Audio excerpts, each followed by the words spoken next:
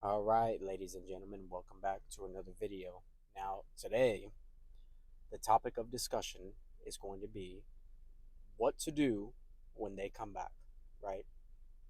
Now, guys, I'm sure many of you are actually having some no contact success at the moment, right? So, what I want to talk about is what to do when they come back, okay? So, depending on how you guys actually broke up and what transpired, in my opinion, if there is cheating, any sort of cheating, emotional, maybe DMs, blah, blah, blah, any sort of, because I consider all that cheating, anything like that, I would not take them back whatsoever because odds are about 99% chance that they're going to do it again. You know what I mean? So I would believe that if that's the case, as far as them cheating, you should never take back somebody who's cheating ever. Don't ever do it because they're going to do it again and again and again. It's going to be a never-ending cycle. It's going to be the same problem over and over again, right? So going forward with that, never take that kind of person back. If you strictly want to keep it at maybe hooking up occasionally, you can go forward with that process. The only thing is that's extremely hard to do because eventually you may catch feelings. I'm just gonna say it straight up. Only man, only few can handle that. Only few. I've done it before, and I never caught back feelings. I just kind of left things the way they were, and I just moved on. Right. So I don't recommend that. Depending on how down bad you are, you know what I mean. Then I would say go for it. But for the most part, I would not do it, guys. And if you do, you make them earn that shit. You make them earn it. You don't just drop everything you're doing just to go do it. You make them earn it. If they come back and let's say they wanted a break or some space. Now, a space and breakup are two very different things. Or a break, I mean, I'm sorry. A break and space are two very different things. They have similar bases, which is time apart, right? But a break means you are single, and that means you're not in a relationship, but yet you're in the background, pretty much. Don't ever agree to a break. Don't ever agree to that. You agree to space. And I want to make that very clear. Do not misunderstand it. A space is very different than a break. Space, you're still together, but you just need some time apart. Yeah, you may text every now and then, but it's nothing too much. Nothing too much. It's not calling all the time. It's not FaceTiming and text here and there, of how you're doing. Don't ever agree to a break because that's probably the worst route you can go because then you're training them that it's okay to leave you every now and then. Fuck that, guys. You know. Now, if they wanted space, yeah, of course, take them back. Like ask them how they've been. Be there for them. But if they wanted a break and you know that some slatey, what's the word I'm looking for? Some slimy shit was going on in the background. It's the same, in my opinion. A break, and you're still together. There's no such thing as a break. You know what I mean? So if they were doing some slimy shit, stay away from them, guys. But when they come back, right? When they come back, be casual, be normal. Talk to them like you're talking to a friend, basically. Don't treat them as a friend. Don't give them that idea that you're just a friend.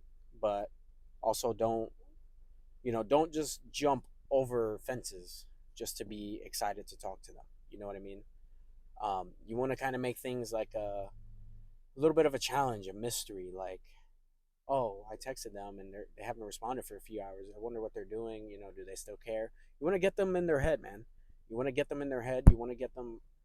You know, you kind of have to punish them for what they did to you.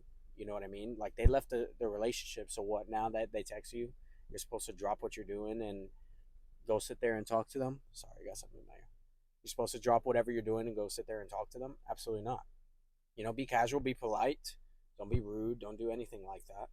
But if they message you and it's a casual conversation, I would say maybe 3, 4 texts max, and then it's up to you if you want to set up a date.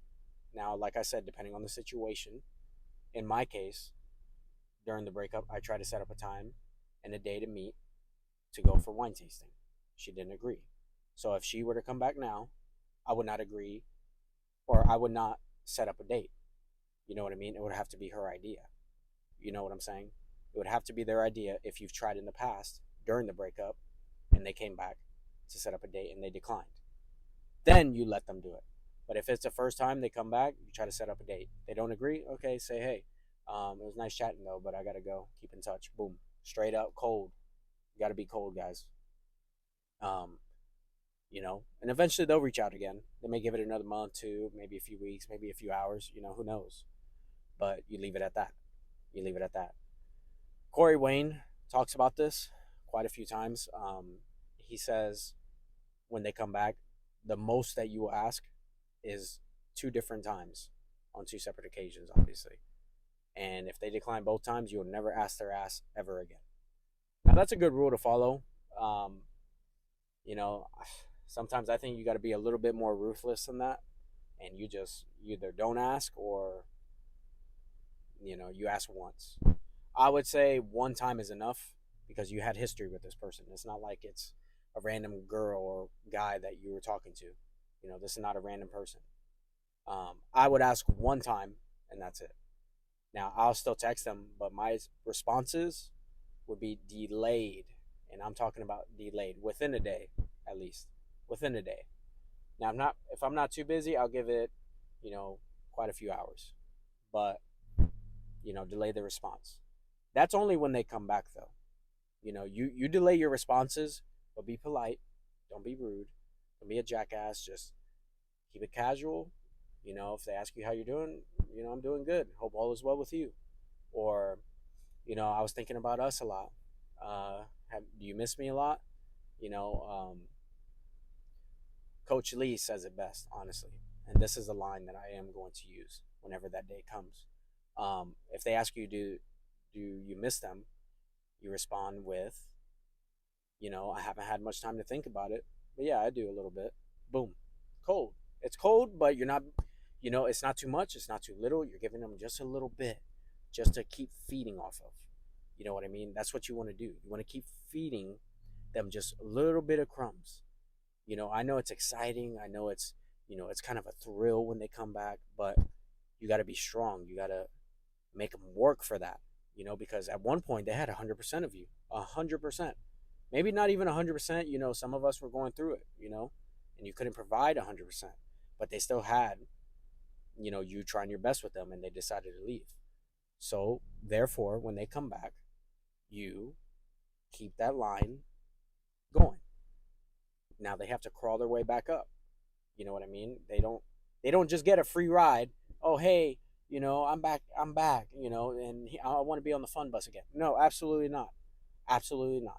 You're gonna go to the back of the line. You're gonna chill out for a little while.